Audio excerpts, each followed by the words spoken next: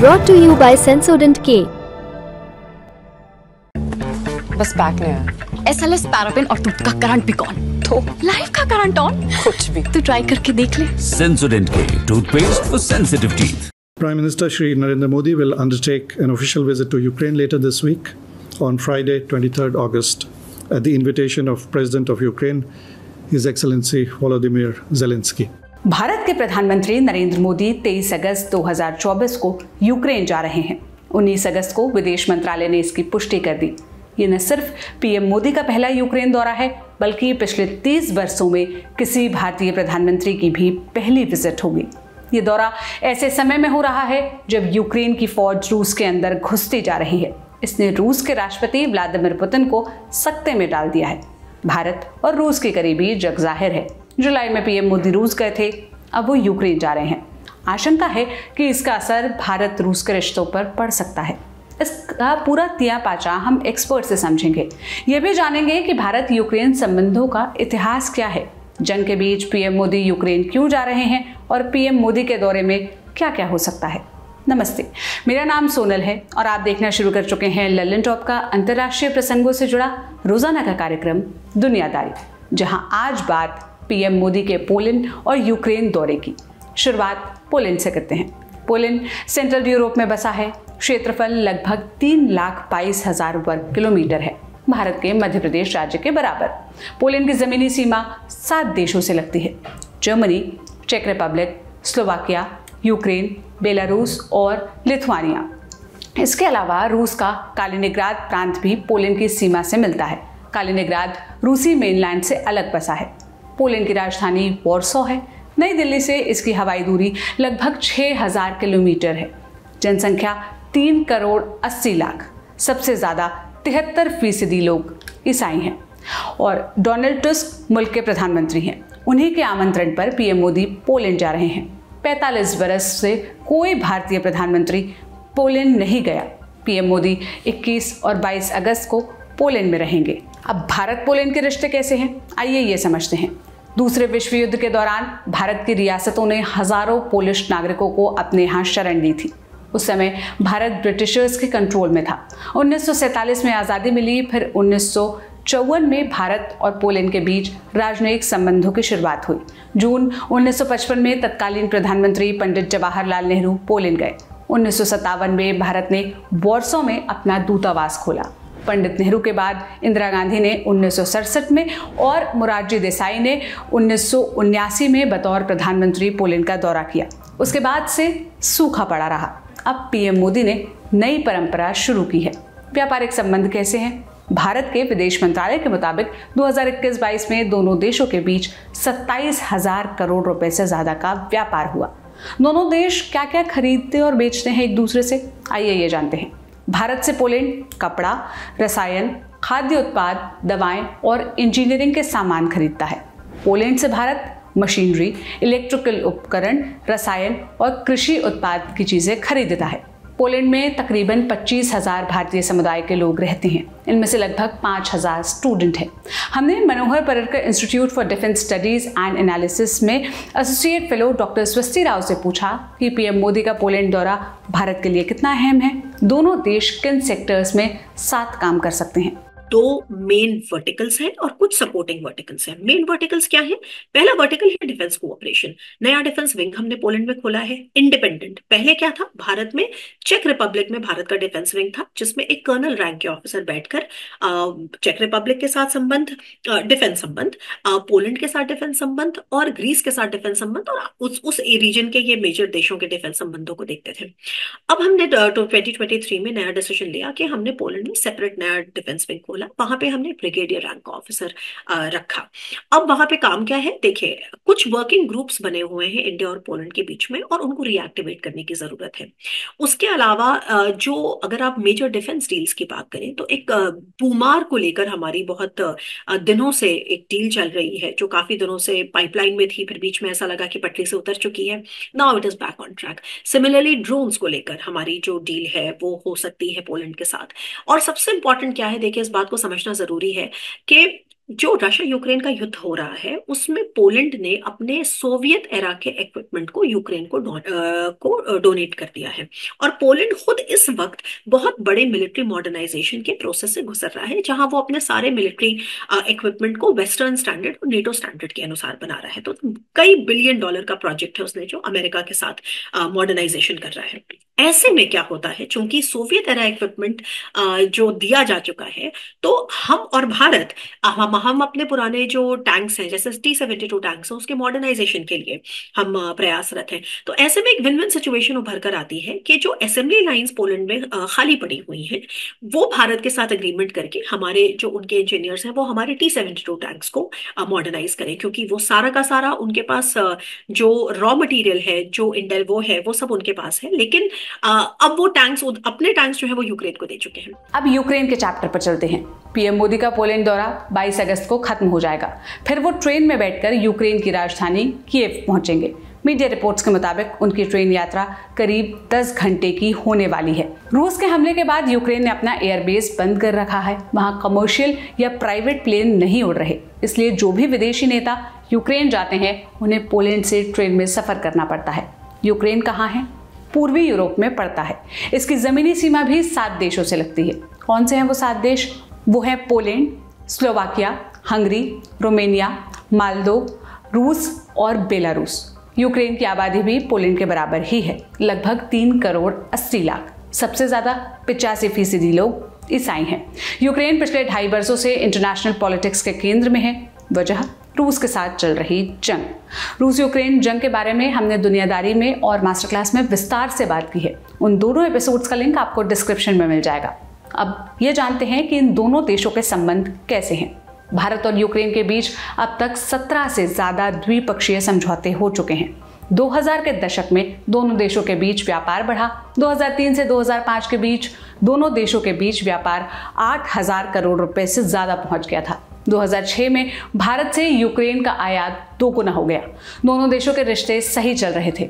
फिर आया साल 2014, रूस ने क्रीमिया पर कब्जा कर लिया। ये यूक्रेन का हिस्सा हुआ करता था। विवाद बढ़ा तो मामला UN भी पहुंचा। यहाँ ज्यादातर पश्चिमी देशों ने रूस की निंदा की, लेकिन भारत रूस की आलोचना से बचता रहा। भारत ने रूस की निंदा वाले किसी भी प्रस्ताव के समर्थन में वोटिंग नहीं की। भारत ने सिर्फ इतना कहा कि हम मसले का शांतिपूर्ण निपटारा चाहते हैं। भारत रूस पर प्रतिबंध लगाने के भी खिलाफ था। इन सब के बावजूद भारत के यूक्रेन के साथ रिश्ते सामान्य रहे। 2021 में यूक्रेन ने भारत के साथ लगभग 560 करोड़ रुपए की एक डील साइन की। इस डील में यूक्रेन से भारत को कुछ हथियार मिले और यूक्रेन को मिला भारतीय सेना के कुछ हथियारों के मेंटेनेंस का कॉन्ट्रैक्ट। फिर फरवरी 2022 में रूस ने यूक्रेन पर हमला बोल दिया। पश्चिमी देशों ने रूस की निंदा की। भारत सीधी आलोचना से बचता रहा। उसने रूस पर प्रतिबंध लगाने का समर्थन भी नहीं किया। उल्टा भारत इसके खिलाफ गया। उसने प्रतिबंधों के बावजूद रूस से व्यापार जारी रखा, सस्ते दामों पर तेल खरीदा। इससे भारत को बहुत मुनाफा हुआ। UN में रूस की आलोचना वाले प्रस्तावों पर भारत ने वॉकआउट किया। फिर जून 2024 में स्विट्जरलैंड में यूक्रेन जंग को लेकर एक समिट आयोजित की गई। इसे यूक्रेन शांति सम्मेलन का नाम दिया गया। 16 जून को इस समिट का साझा बयान आया। इसमें भारत शामिल नहीं था। भारत ने कहा कि इस मसले में 2 पक्ष हैं। यहाँ दूसरा पक्ष यानी रूस मौजूद नहीं है। बिना उसकी सहमति से कोई भी समाधान निकलना सही नहीं होगा।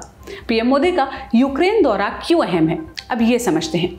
यूक्रेन की आज़ादी के बाद कोई भारतीय प्रधानमंत्री पहली बार यूक्रेन जा रहा है। 1991 में सोवियत यूनियन के विघटन के बाद यूक्रेन आज़ाद हुआ था। उसी बरस भारत ने यूक्रेन को मान्यता दे दी थी। इसके अगले ही साल 1992 में डिप्लोमेटिक संबंध भी स्थापित हुए।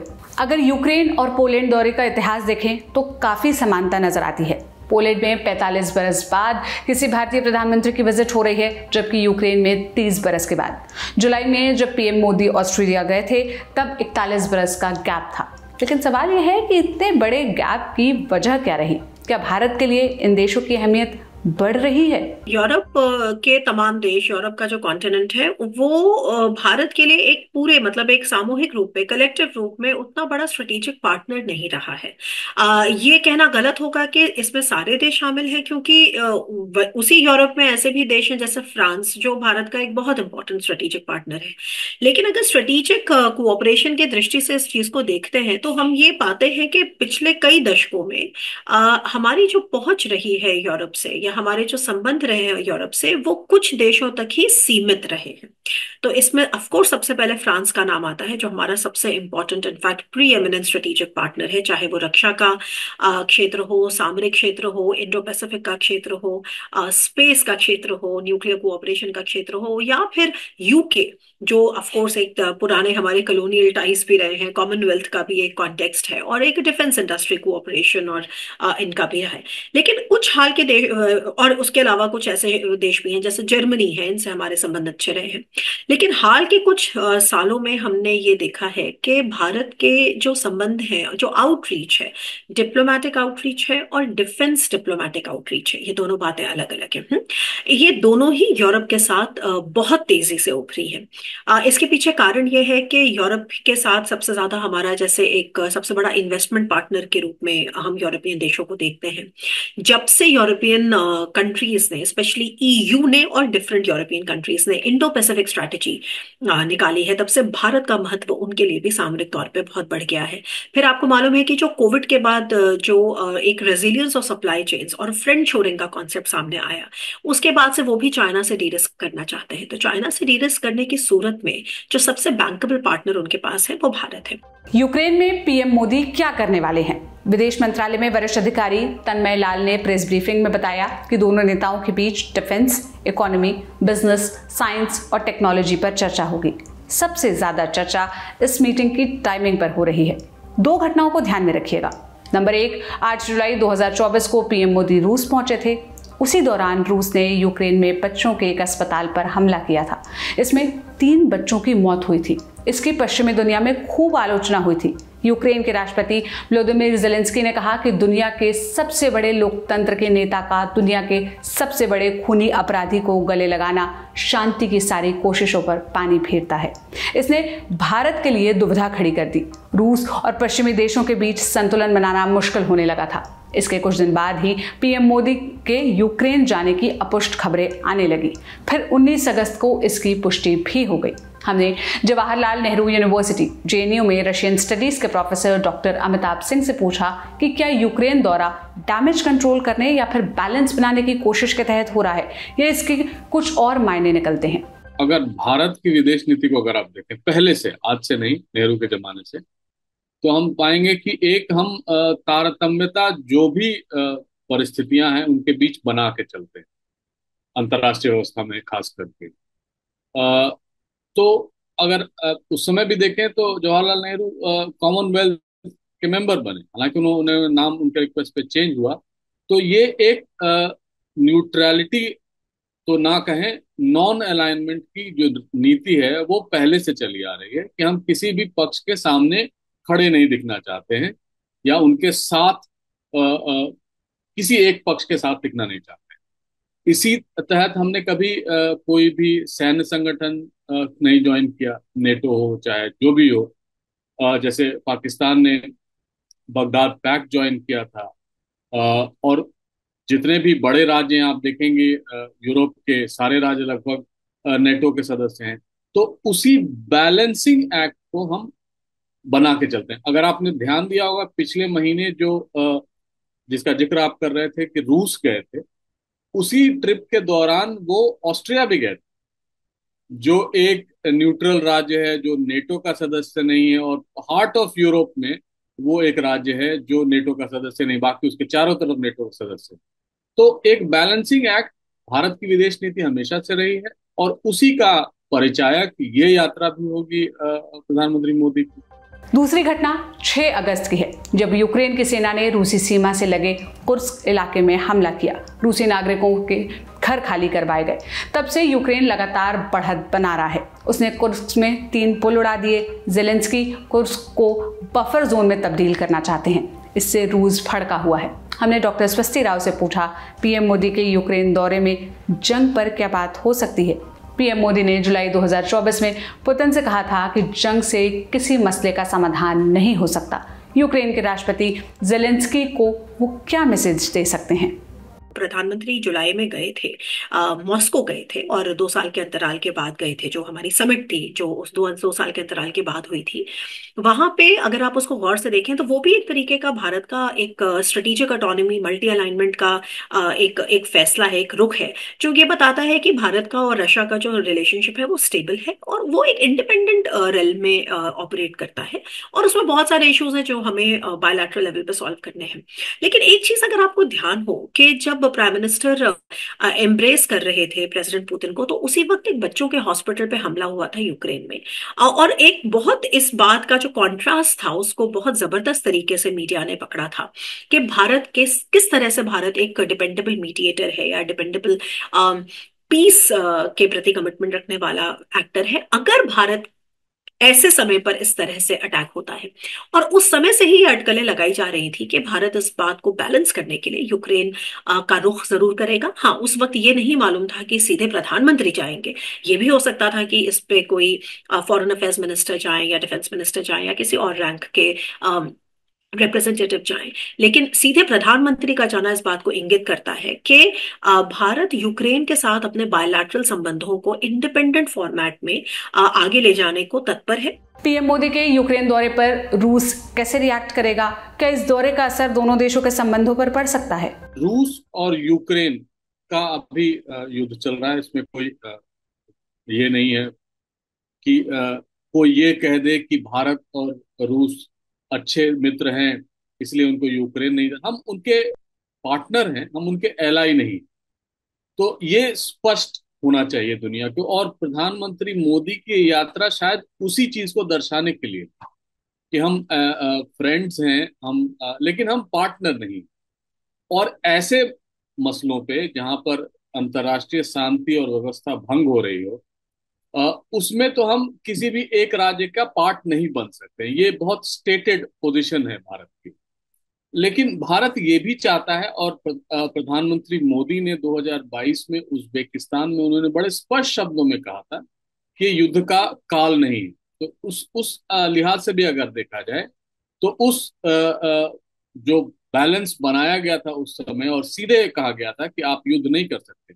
दूसरा जो सबसे इम्पोर्टेंट है कि इस ट्रिप में भी जब गए तो उन्होंने कहा कि कॉन्फ्लिक्ट सॉल्यूशन नहीं हो सकता किसी भी युद्ध का, और खासकर इनोसेंट सिविलियंस की जहां जान जा रही, बच्चों की जान जा रही। आपको याद होगा जिस दिन वो गए थे उसी दिन 44 बच्चे मारे गए थे एक यूक्रेनी शहर में रूसी हमलों द्वारा।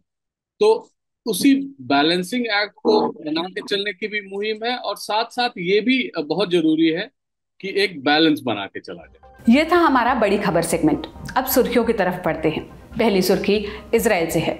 संघर्ष विराम की कोशिशों के बीच गाजा पट्टी से 6 इजरायली बंधकों की डेड बॉडी बरामद हुई है। उन्हें 7 अक्टूबर 2023 को हमास ने किडनैप किया था। अभी ये पता नहीं चला है कि उनकी मौत कब और कैसे हुई। अक्टूबर 2023 के हमले में हमास ने 11 से ज़्यादा लोगों की हत्या कर दी थी, जबकि 250 से अधिक को बंधक बनाकर ले गए थे। इसके बाद इजराइल ने जंग का ऐलान किया। नवंबर 2023 में दोनों पक्षों के बीच 1 हफ्ते का संघर्ष विराम हुआ। इसमें 110 बंधकों को छोड़ा गया।